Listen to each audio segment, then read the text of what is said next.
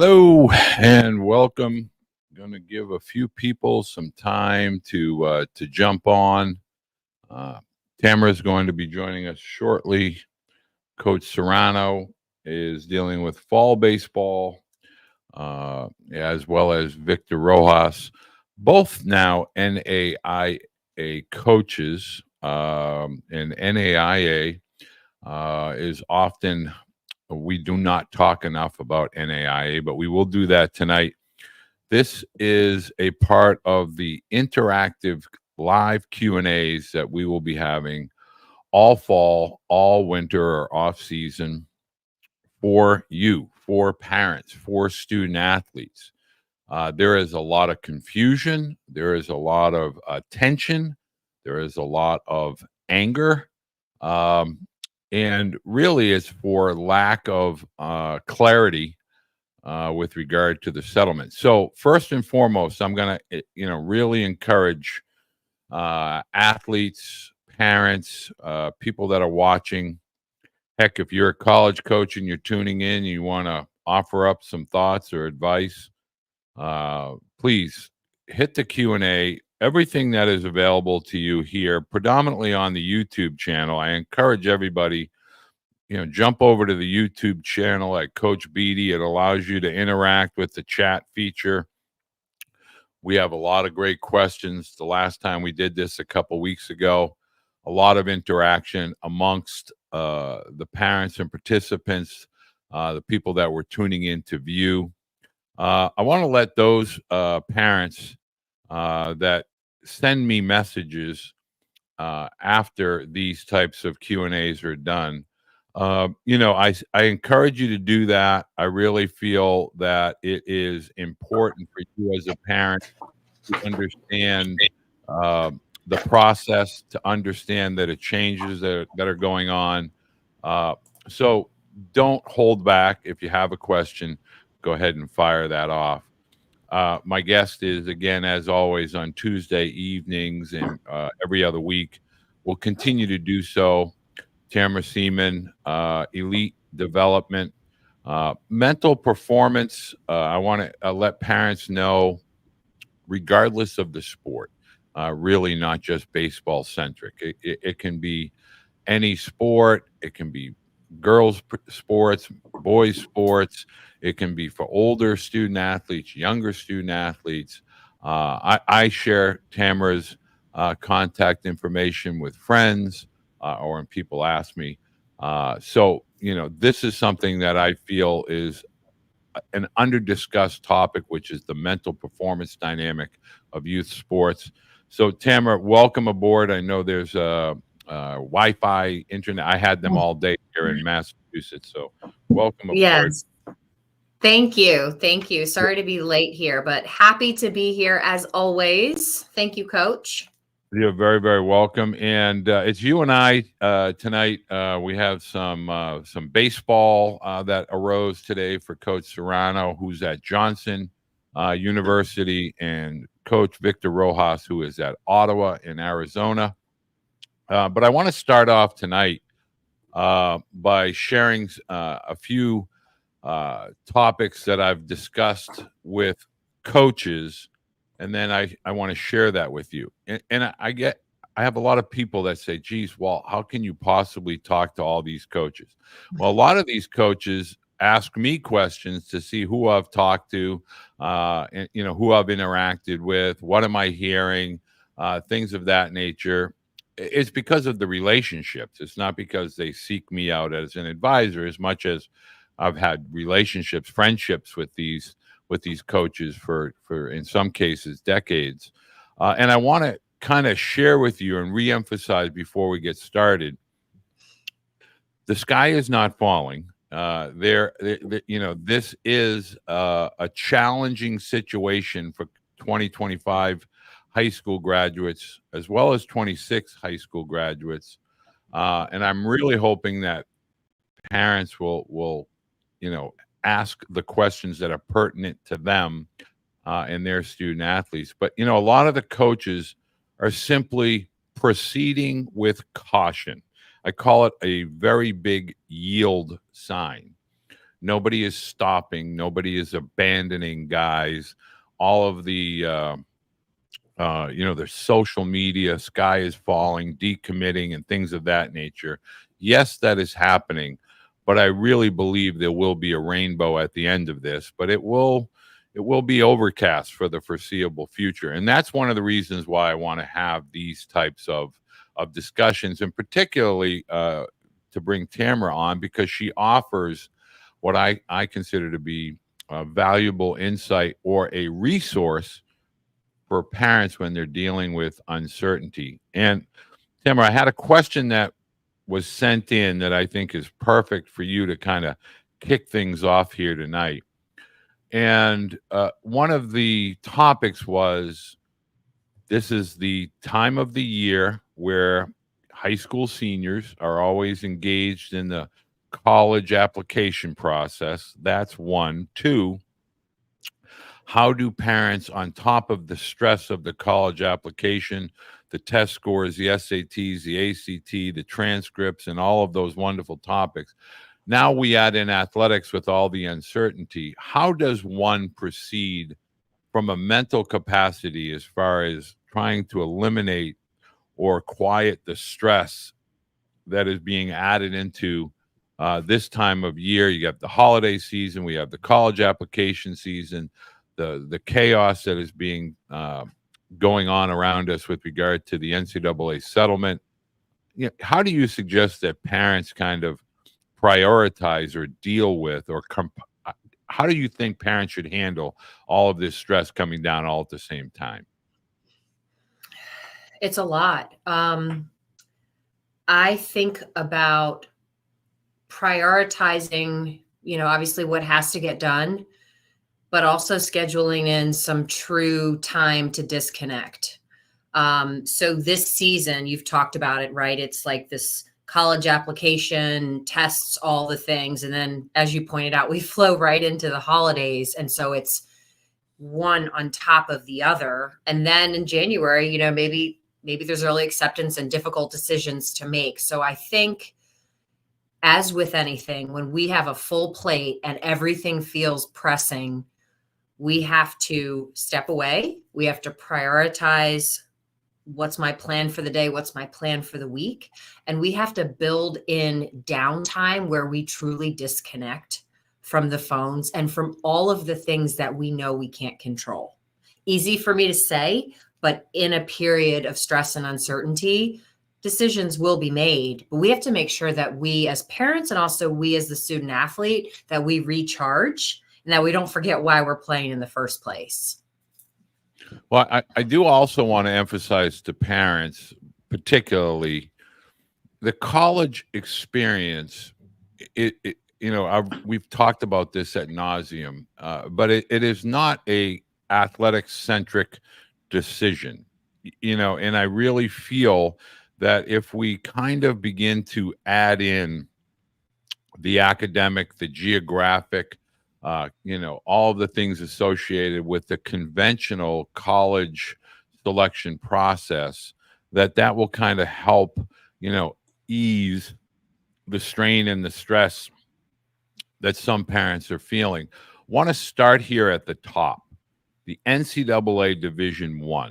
This is not strictly an NCAA Division I topic. So I want parents to understand all of the decisions that are made by the NCAA, particularly at the Division I level, are going to have an effect on all levels of college athletics, not just baseball, not just Division I, but you're going to have Division II, Division III, NAIA, and obviously JUCO. I've had JUCO coaches, some really prominent NJCAA Division I JUCO coaches.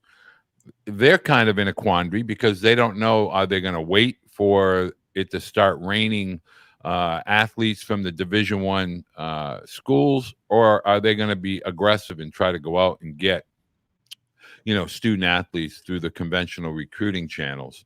I want to also tell families, NCAA Division II There's no settlement pertaining to Division II. So I don't believe we're going to see any changes with regard to scholarships. There is no opting in or out at the Division II level.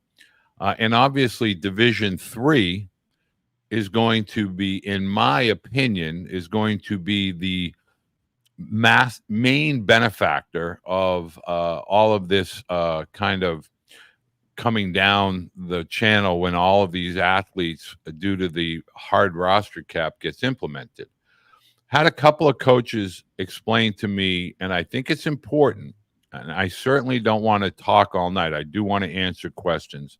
I do want you to, I highly encourage you to go into the chat and go ahead and fire off some questions.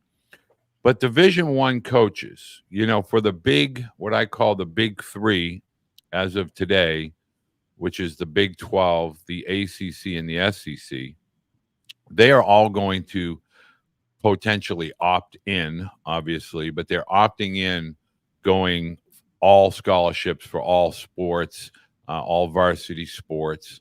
But there are going to be consequences for doing that. There are going to be consequences with regard to Title IX. For those of you that are not familiar with the term Olympic sports are those sports that are generally non-revenue producing sports, i.e. tennis, golf, crew, bowling, volleyball. Yes, I know that volleyball has professional beach volleyball, but they're generally an Olympic sport, swimming, etc. Some of those sports will be they will change significantly. Some may become a club-only sport. Some may be going down to Division III or Division II, lower levels, all yet to be determined.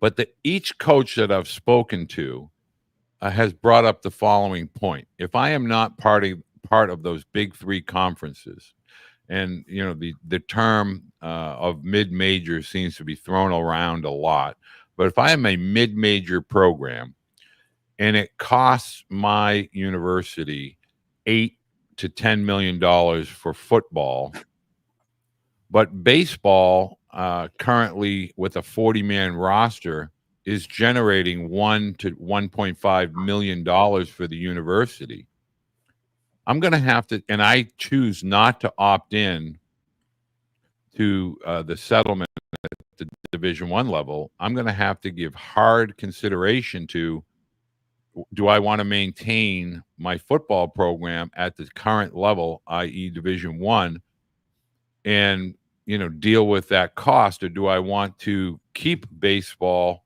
keep the revenue coming in, and maybe the football team goes to a lower level? A lot of these types of changes are being discussed. All of this is something that's being discussed at the higher level between the presidents of the universities and colleges, as well as the athletic directors and athletic programs. And the people, or the biggest negative for this, is the high school graduate of 2025 as well as 2026. Ultimately, when the sky's clear, many see this as a tremendous positive moving forward. But I'm going to ask you, Tamara, to kind of, because your daughter is a 2026 high school graduate, and I'm going to ask you, because a typical reaction for a parent is, well, that's not fair.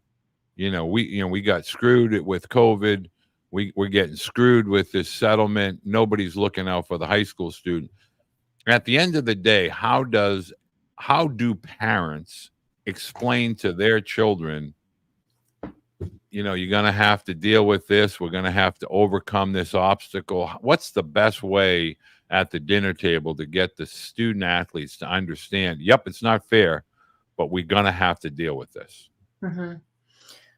I think the parents need to get that through their mind first, right? I mean, I agree that it's a hard pill for a lot of kids. I don't like it for them either, but since this is the new reality and we can't change it, the more time we spend spiraling, we're really hurting our child the most at that point. So we have to accept it And we have to, I think it's always a great time when you're faced with some sort of an adversity, right? Whether it's, hey, I just got really injured, or in this case, what I thought might be possible for me now doesn't even seem like it's a viable path. That's always a great time to do a quick, I call it a gut check. Like, why are we pursuing this in the first place? What are we looking to accomplish? Like, what's in our heart? What's driving us, and what do we ultimately want to do? And what opportunity do we want? So we need to make sure we still want it. And then it's all the other criteria that you and I have talked about. You know, if it can't be what you had hoped, then make it be the best it can possibly be if you still want to play and get a great education. Well, I think the other part of this discussion that I was really hoping to have Coach Serrano talk about this topic. In today's world, there are, what we call Yak Tech technology, which is cameras that are on the fields. We have TrackMan. We have a lot of data that is collected at all levels of college. In fact, when athletes hit the transfer portal, a lot of time coaches will go right to the Synergy, which is a kind of a system that tracks all college games, all at-bats, all pitches, etc. And they go into the Yak Tech and they're looking at video. And so what is going to happen that parents really, truly need to understand is the high school athlete at this point is going to really have an uphill battle with regard to competing with portal athletes, JUCO graduates, postgraduate athletes, which I have a whole series coming out on starting this week, and then the high school athlete. And so what I want parents to understand is where you start may not necessarily be where you finish. I'm not an advocate of that. I've made that clear. But a lot of athletes are now going both to JUCO as well as NCAA Division III, and then moving based on their season, based on their summer college experience and the summer baseball college leagues. And so what I would like parents to understand is while you may not start at a level that you feel that your student athlete should have been able to achieve, that doesn't mean that all hope is lost. What I want parents to understand is it is a highly competitive environment. It is a highly competitive environment each and every year you are in college. And I know, Tamara, that you and I have talked about this point, again, just for information purposes. Tamara's husband was a Division I athlete at Wake Forest. Tamara was a Division I student athlete at Duke. My point of bringing that to your attention as a parent is to let you know that when your child, regardless of the level of college athletics that they play, and Tamara, I would like you to talk about this, competing is the minute your feet hit campus until somebody hands you a diploma at the end of those 4 or 5 years. And can you explain as best that you can to parents, once you've committed to a school, that's just the very, very beginning. Every single day thereafter, you're competing for not only opportunity and playing time, but for a roster spot. Yeah. Yeah. Your world is about to your world's about to change. It's like you were the man and now you're with everybody who's the man or the woman. And it just becomes very important to focus on your controllables, which is I'm going to put myself in a position to grind every day. I'm going to put myself in a position to earn that spot every single day, knowing that from game to game and from year to year, like nothing's guaranteed. And what I've heard so many coaches tell you is, hey, I want the kid on my team who's like, bring it on, coach, like bring the best every year. And I want to fight because that makes me better. Right. And I'm about ultimately what can we do collectively? So, I mean, yeah, you make a commitment, you're just starting. You're just I getting think started. I think it's important, and one of the reasons why I like to have these Tuesday dialogues. And please, I'm getting lots of questions that come in via Twitter. If you have a question and you're on the YouTube live, first and foremost, give us a thumbs up. If you haven't subscribed, subscribe. Also, want to throw out there the Baseball Blue Book. Just this week, I've heard from 16 parents and athletes that have profiles in the Blue Book, and I've been able to direct them to coaches about camps, fall camps, winter camps, prospect camps, etc. Baseball Blue Book, it's free. It's completely free. It's something that's a tremendous and valuable resource for you as a family. I promise you, especially in today's world. But I want to talk first to the question that just came in.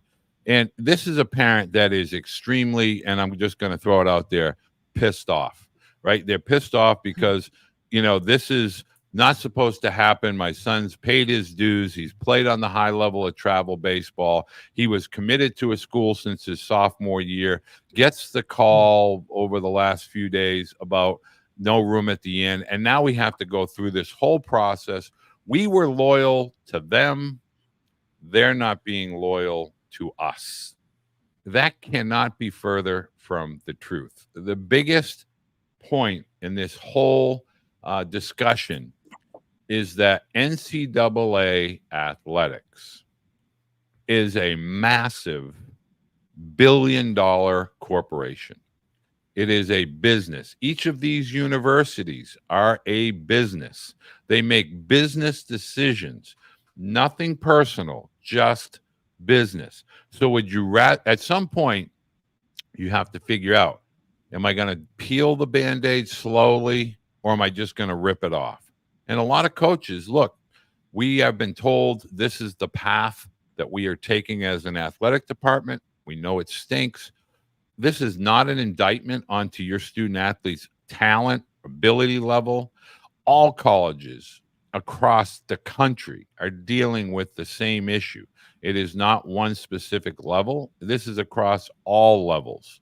And I want parents to know, if you think you're safe, you went to the JUCO route or the Division III route, and you think that this guy is not going to start raining on you because it's all happening above. I have a news flash. When all of these athletes start hitting the portal, and there will be thousands of them, there's no way around it. You need to have made a decision about a school or university based on all criteria over and above athletics. Because if something happens and your student is not playing or their spot is taken, do you want to be at that school? Do you like that school? Do you like the campus? Do you like the faculty, the student body, etc.? It's a big boy world that constantly, day in and day out, makes big boy decisions. Some you like, some you don't. And this is the reality. And what you can do is you can begin to prepare and get your ducks in a row by making a plan. It's no different than if you have an upcoming storm. What do? You go to the grocery store, you begin to prepare for those 3 or 4 days of potentially being in the house and not being able to get out and about. Same thing has to be done here. You need people in your corner that are life mentors.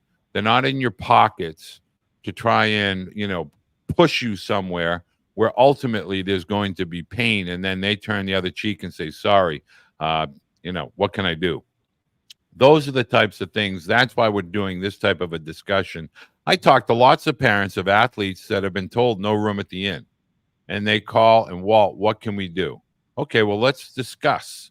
Let's have a conversation. Let's find out where we are at today and where you want to be tomorrow. And while it might be easier to take the straight line, well, we're going to have to take an alternative route.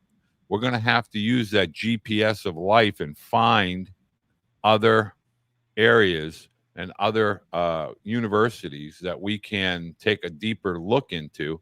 And then, that will lead you to opportunities. And so on that note, Tamara, I want you to discuss, or you to share, as a parent, when there are roadblocks, how do you explain to young athletes or student athletes, and then subsequently their families, how to react to the roadblock, or how to react to that, that hurdle, that obstacle? What can they do in order to kind of make it through the storm and then get to their destination? It definitely forces you to pause as a family. And I mean, it's going to knock you on your heels, right? You think you had a plan, they committed for a few years. Now all of a sudden the road looks completely different. So I'm a realist about that. I think we need to process it. And then we need to sit down collectively and start with our why, and start with, what do we want to do? What do we want to try to accomplish? If what we thought we had is no longer there, and the route, as you said, Coach, looks different, what are some options, right? And then you just start to use that same criteria of like academics and majors and size and geographic location. And that is the only and the best way that I know, because at the end of the day, if you get a call and there's no room for you at the inn, nobody's going to come offer you another spot. Like you have to decide what does my child want? And then we have to go find it. Yeah, I think I always try to explain to parents, being proactive is always going to be better than reactive, even if being proactive causes, some initial heartache. But the more proactive you are, the more information you're able to gather. When you're reacting, sometimes when all is quiet, you don't realize there is a bunch of things going on that maybe you should have been a part of, but you weren't. And then when you realize it, it might be too late. And I want to talk to that topic of parents that are going through this. The sky is falling, it's musical chairs, and when the music stops, there's not going to be any room. That's never how this process has ever been. Even though we're going through significant changes, it's not how it's going to be on the backside of this.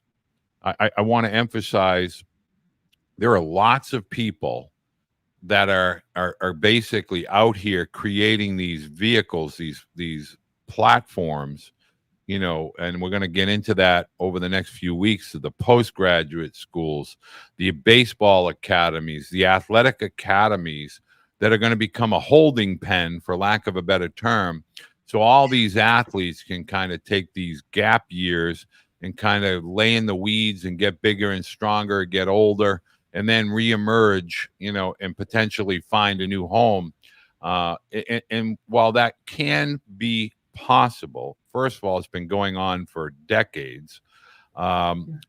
With regard to the new changes, it's going to be a little bit more challenging. And I always try to explain to people. In fact, Tim Corbin, I thought, really said it really well here a couple weeks ago. There's two rooms that you need to be an active participant in order to have growth. And one is the classroom, first and foremost, and the other is the weight room. And the other part of that discussion that I found that Coach Corbin, as he always does, nailed, is that no one knows how good or how talented that they can be until they are pushed to their personal limit, and they either break through that or they go down and then come back. But you have to be pushing yourself to a limit. So if you're just going to stay status quo and kind of tread water for a year, take a gap year, stay at home, kind of go to the weight room, take some BP or throw some bullpens, typically that's not going to pay any dividends, because there are other people that are outworking you around you. So another question that just came in, that I really find intriguing, is should the Division I caliber athlete be looking to, I'm not going to use the word that the parent used, but should they be looking for alternatives? And I never want to say to a parent, don't ever go to a college coach of a Division III or Division II program or a JUCO program and try to tell them that you're considering a lesser program. There's no such animal. There's not one student athlete at the Division III level that thinks they're a Division III athlete. They all aspire to play at the highest level possible. And I can't stress this enough. If you've ever been to a Cumberland NAIA baseball game, if you have ever been to a Division III game, Salve versus Endicott, Emory versus John Hopkins, etc., these games are elite. They are highly talented student athletes. They're not branded as NCAA talent. They're NCAA student athletes. And so what I always try to get parents to understand is this. And Tamara, I want you to kind of piggyback on this is, and I believe that you and your husband would agree with this statement. Athletics, they are a finite period of time that are going to end. They end for everyone, meaning the vast majority, 90% of youth athletes, young athletes, they don't play beyond high school. The 10% that do, 1% will play beyond college. And of that 1%, only a fraction will earn a lifetime income that will allow them to provide for their families. My point is, athletics are a part of your experience.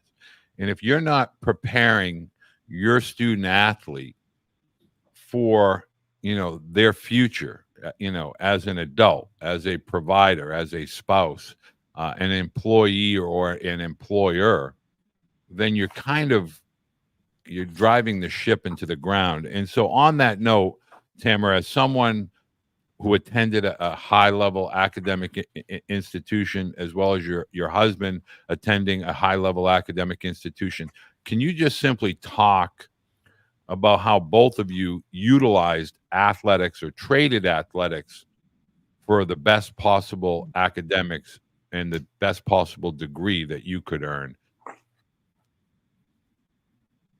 Yeah. Being a student athlete opened doors for me that probably would not have been opened otherwise. And I was very clear that it was a finite period of time. But even if you're a male playing baseball and you think, well, maybe there's life post college for me, and hey, I want to try to go as far as I can, you should do that. But you have to have an education. That has to matter, because when it's done, we can't go back. When it's done, it's done. And we have to have that foundation, right? So much of college is learning how to make decisions, learning how to think critically wherever you go.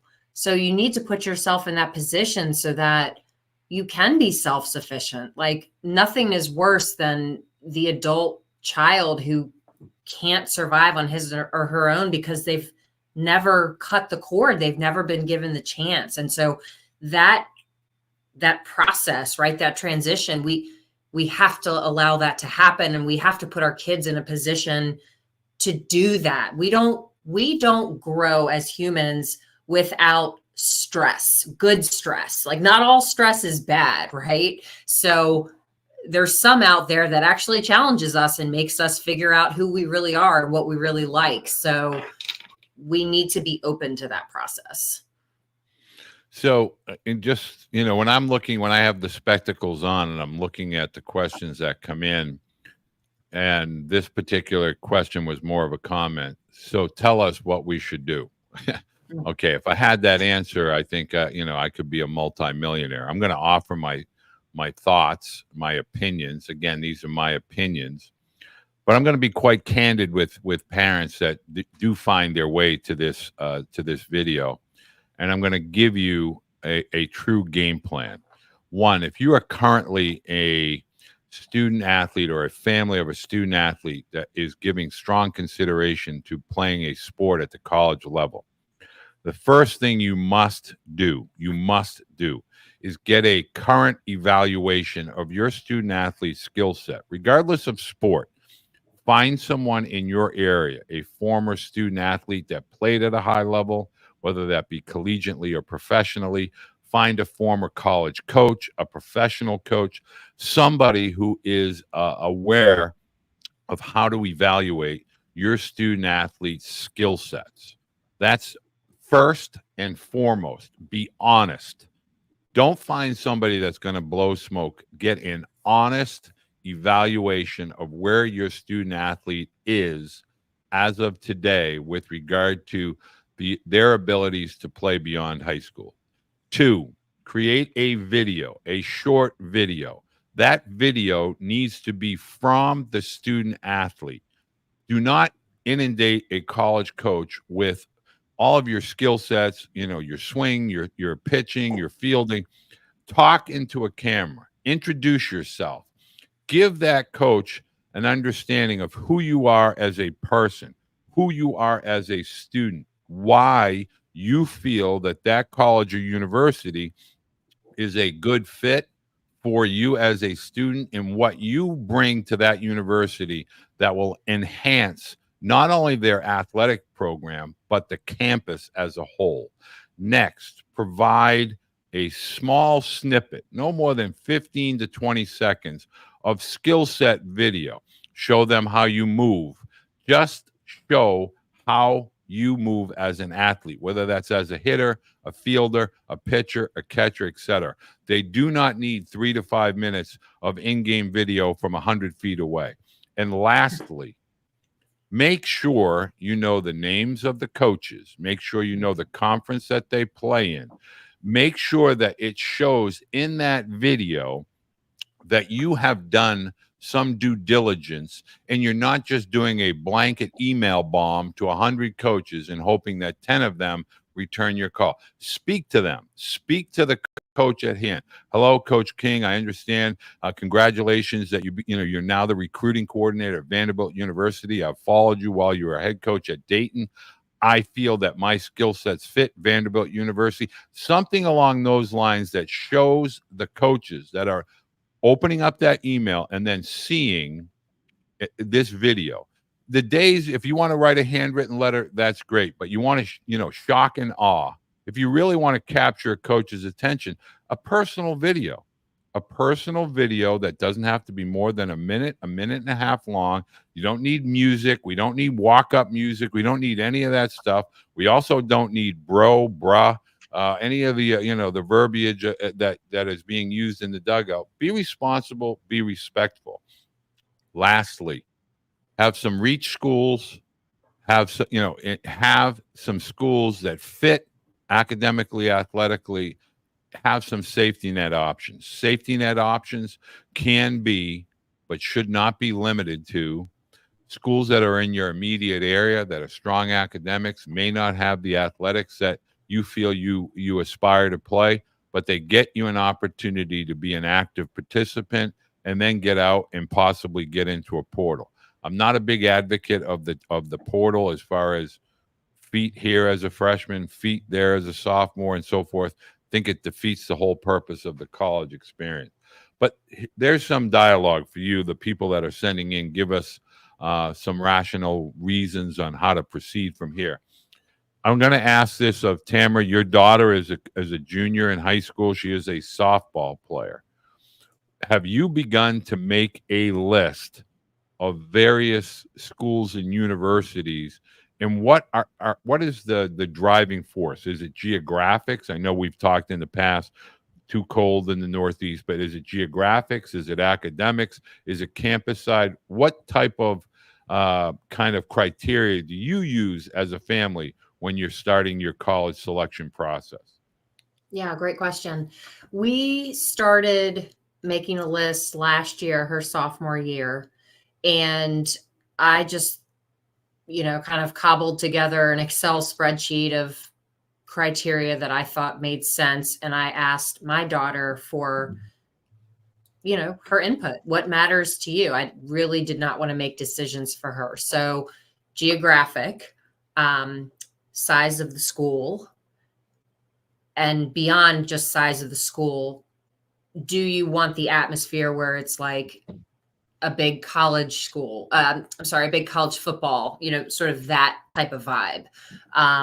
Certainly looking at majors, looking at clubs, or if you want to rush and the sorority, life is important to you. But for us, it was geographic, size, academics. I mean, those were like top three. So Adam's mentioning about his son being a sophomore, and the list. Yeah, I think the earlier you start, the better. And if your child doesn't know yet, that's why you're starting now. I wanted my daughter to look at the Northeast, but I could not have anticipated that in September she would have thought Boston was too cold, but she did. So give yourself the chance to like plan a few family vacations or make a couple of trips. And hey, she just knocked off an entire quadrant of the United States for me. Like, this is easier now. So anyway, yes, the list is helpful.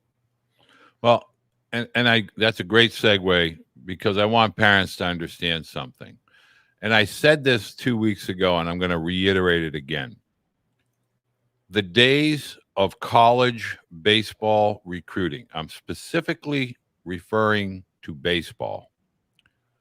The days of the freshman and the sophomore commitments, over, done, never coming back, will never happen. You know, you could have somebody tell you they're going to go to this school. Great. Maybe they've made that decision, but I don't know if the school has kind of agreed to that. That's number one. Number two, the number one takeaway from all of this madness as it relates to baseball, college coaches now more than ever have to get it right. Their evaluation teams, coaches have to get it right. They have to saddle up the horses that they plan to ride. I believe it's going to be for a minimum of 2 years, yet to be determined. But now more than ever, coaches are going to slow the process down. Do not compare yourself to anything that has happened or transpired within the recruiting process prior to 2024. Nothing is going to be the same.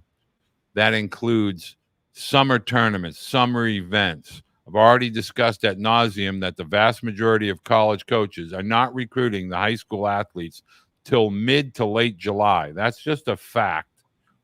So I want parents to understand, with all of this change,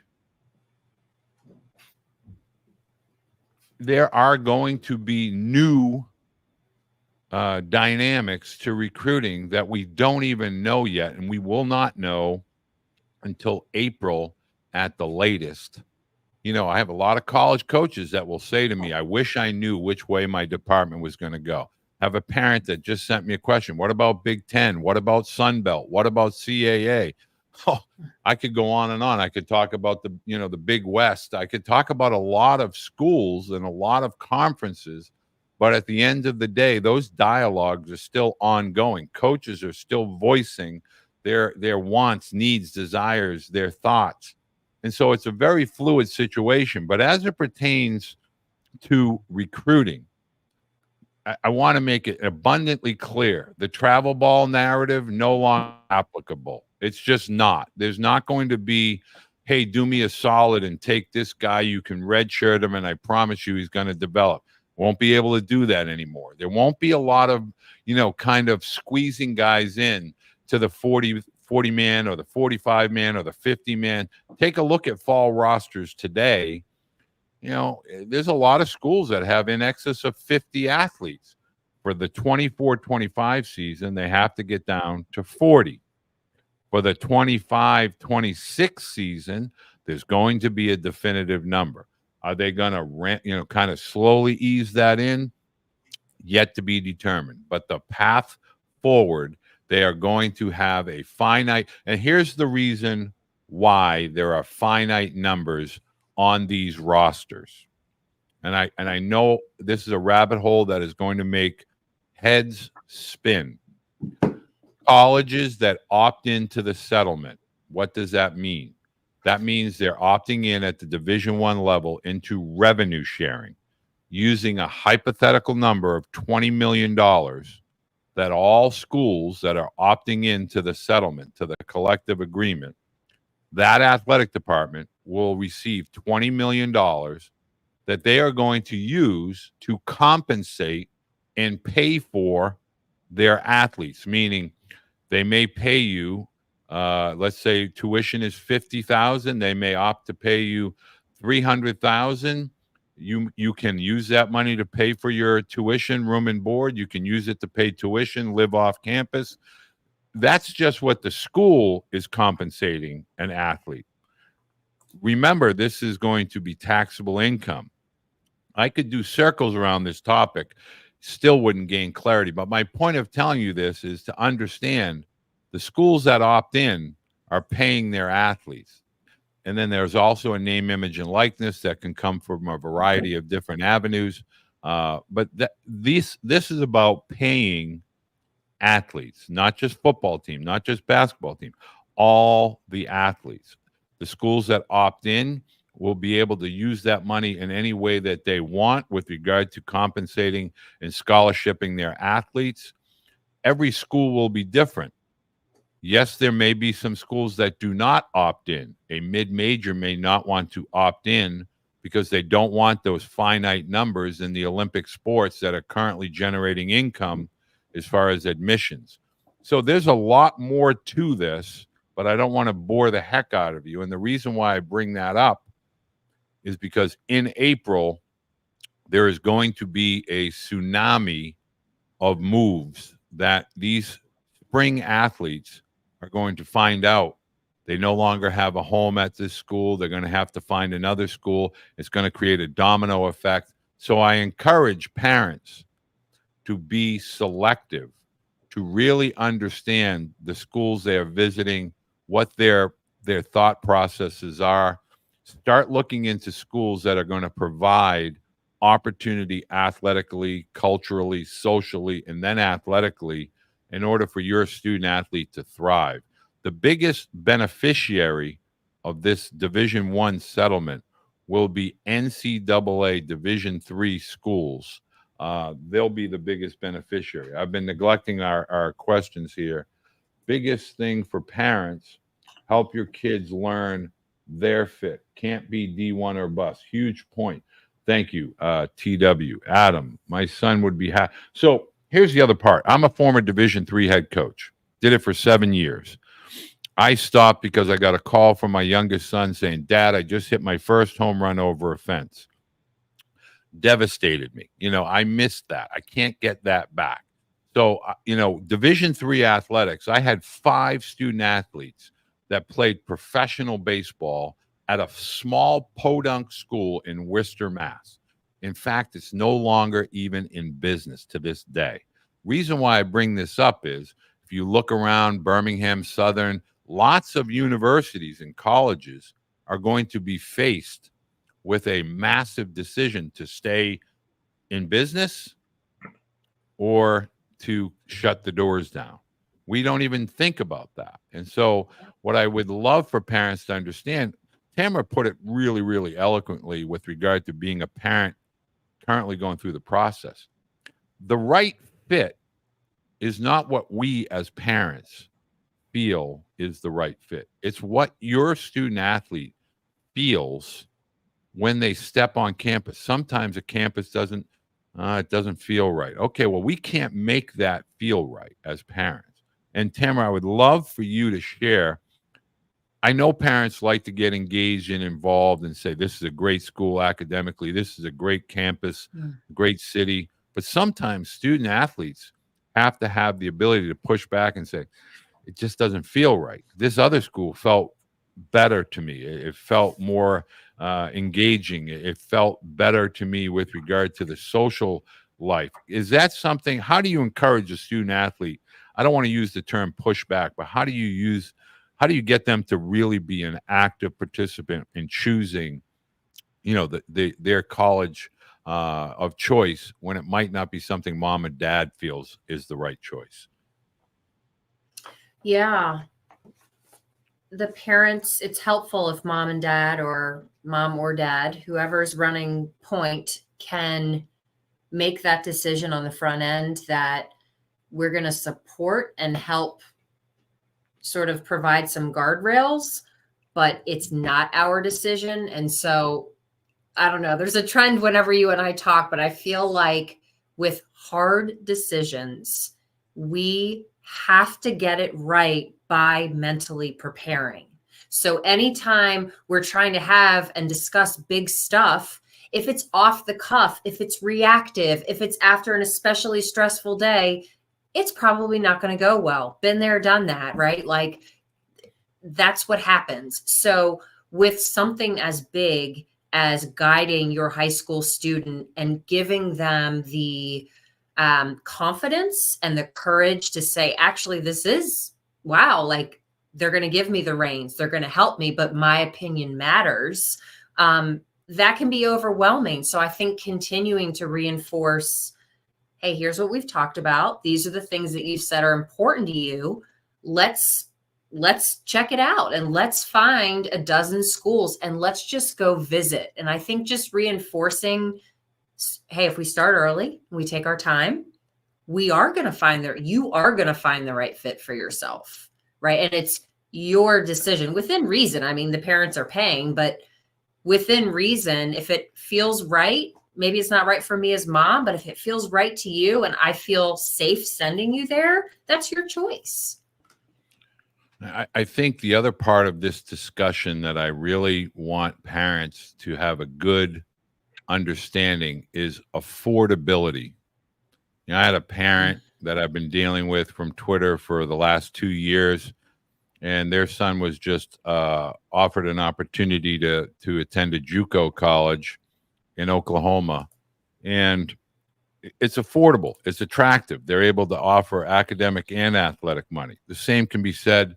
Another family, of a student athlete is looking into NAIA because the NAIA school, they get creative with their awards, both athletic as well as academic, and it's affordable. And so you should never, ever, force a decision based on the quality of the athletic program and then be suffering from an athletic perspective because, as I just alluded to earlier, only 3 conferences as of today are going all in with regard to full scholarships and paying athletes. And that's really, going to be in those big 3 school athletic conferences, Big 12, ACC, SEC, as of today. No, I'm not quite positive on the Big 10 or the CAA or the Sun Belt, et cetera, the Big West. What I want parents to understand is at some point, whether it's through parents helping with tuition, whether it's student loans, that's a hot button. That is a topic all unto itself. But, having lived this with athletes that played for me and are now paying to this day, 15 and 20 years later, student loans, that's a discussion that you really need to have with your student athlete and as a family. Is this something that you really want to carry beyond college, the student debt? It's something we don't talk enough about. Yes, athletic scholarships, great. Academic scholarships, this is why I stress the test scores and the quality in the classroom.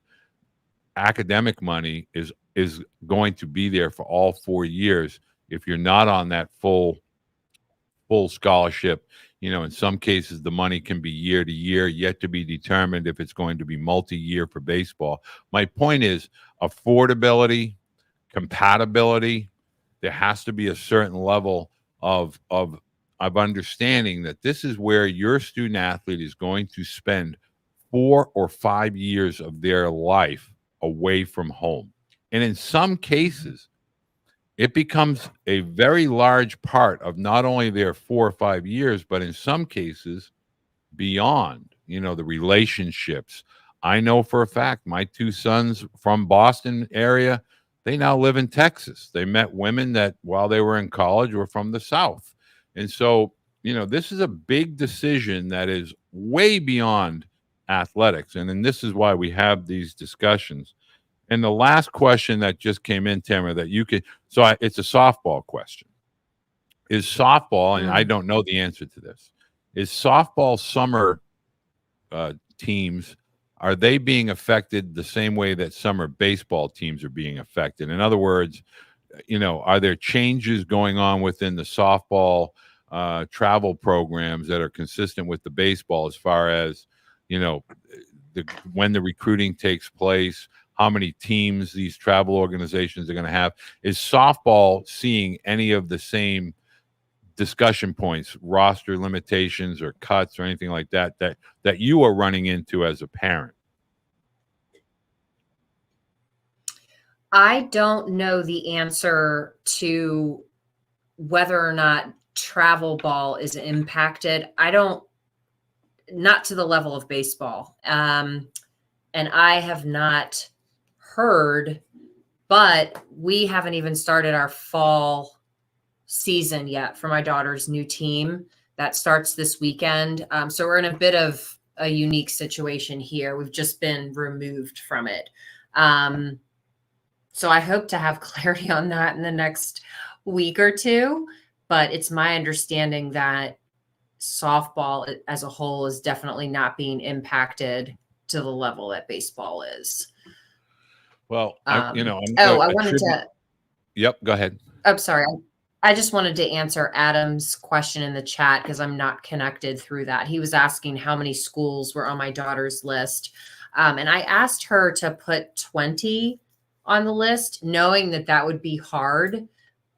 And so I helped her a little bit, and we chose different geographic regions. And the point of the exercise really is like, it starts the discussion, and then it helps the child to start to understand what might matter to them as you're talking through these different places. I think having over 10 is helpful, knowing you're probably not going to apply to 10, but just starting by casting somewhat of a wide net and, starting with those questions of size and geography, and if there's any sense of interest in majors. And if not, let's go to a place that has options, that's broad. That's okay. Adam brought up a great point as you just answered his question. And I get this question a lot, or I get this topic of discussion a lot. There's so many schools.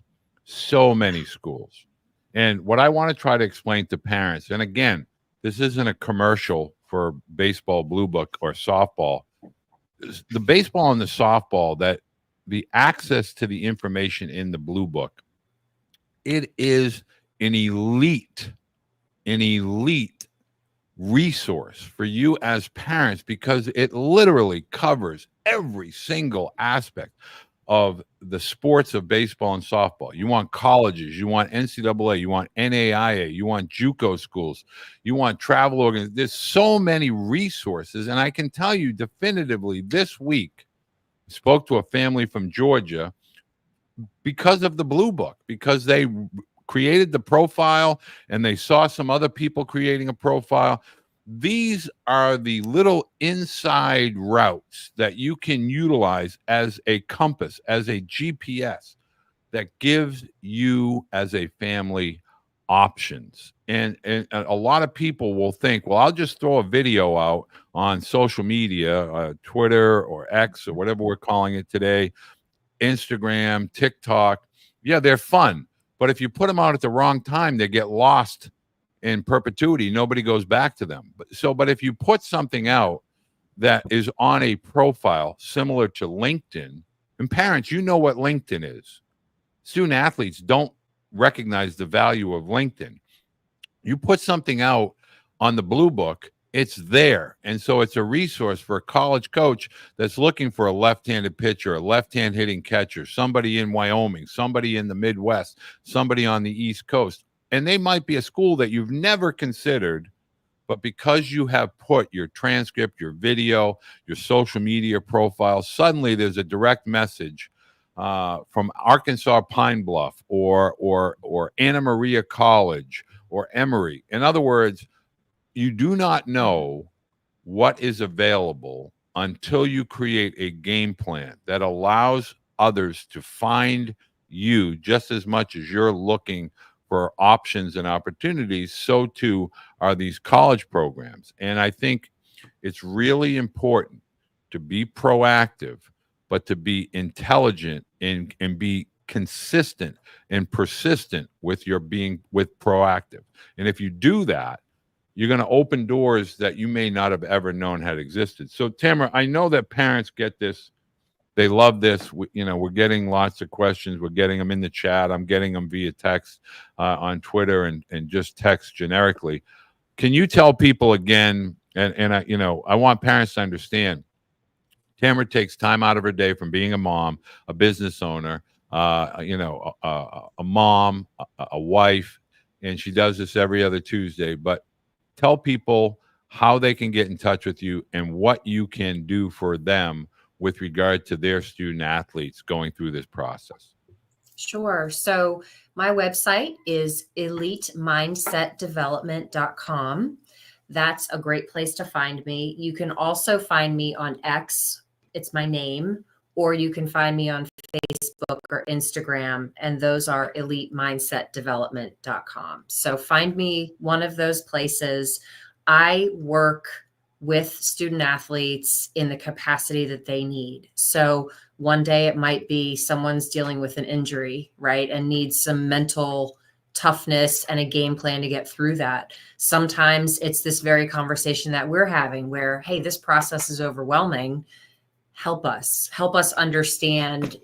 There's a lot of value in having someone, whether it's you, Coach Beede, me, or someone else who has an understanding, has been through the process, is going to care and treat your child like it's our own, but we're not the parent, right? So it's just it's easier to have the conversation. They seem to receive us a little bit better.